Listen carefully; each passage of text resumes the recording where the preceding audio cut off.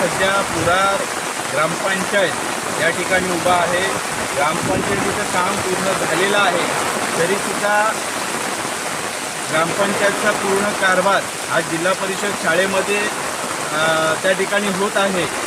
जिल्हा परिषद शाळेमध्ये हा तात्पुरत्या स्वरूपाचा कुठे वापर केला किंवा करण्याकरता त्या ठिकाणी शिफ्ट करण्यात आलं होतं। त्याचं मुख्य कारण असं आहे की ग्रामपंचायतीचं काम चालू होतं आणि त्याकरता ग्रामपंचायतीचं सर्व कारभार हा जिल्हा परिषदेची शाळा आहे त्या शाळेमध्ये होत होता।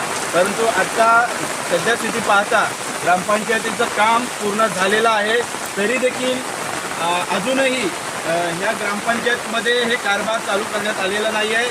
आत्ता तुम्हाला एवढंच सांगू इच्छितो की जे ग्रामपंचायतमध्ये येण्यासाठी लोकांना नाहक त्रास होतोय, कारण ज्या शाळेमध्ये आता कारभार चालू आहे त्या ठिकाणी जर पाहिलं तर प्रत्येक ठिकाणी गलती होत आहे। अक्षरशः पाऊसच पडतो असं म्हणायला काही हरकत नाही आहे। तर माझं एवढंच पुरार ग्रामपंचायत संपूर्ण बॉडी, सरपंच असतील, उपसरपंच, त्याचबरोबर ग्रामसेविका या ठिकाणच्या पालवे मॅडम यांना विचारणं आहे की आपण कधीपर्यंत ही ग्रामपंचायत लोकांच्या सेवेसाठी चालू करणार आहोत की पुढे काय परिस्थिती आहे, कशा पद्धतीने त्या ठिकाणी पावसाची गळती होत आहे, लोकांना कशा पद्धतीने त्या ठिकाणी उभं राहावं लागते किंवा त्या ठिकाणी काम करणारी लोक आहेत ती कशा पद्धतीने त्या ठिकाणी काम करत आहेत। वरून पाऊस आहे आणि खाली कामकाज चालू आहे, हे आपण पाहूया।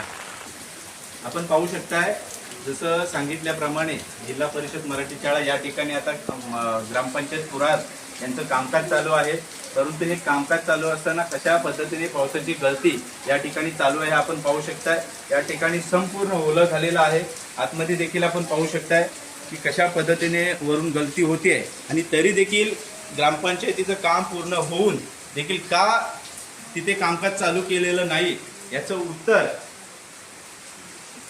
सरपंच, उपसरपंच, त्याचबरोबर या ठिकाणचे असलेले अधिकारी पालवे मॅडम यांनी द्यावं, कारण हा लोकांना होणारा नाहक त्रास आहे। जर का एवढा निधी टाकून ग्रामपंचायतीचे काम पूर्ण झालेलं आहे तर मग अजूनपर्यंत त्या ठिकाणी ग्रामपंचायतीचं कामकाज का शिफ्ट केलं गेलं नाही याचं उत्तर देण्यात यावं। धन्यवाद।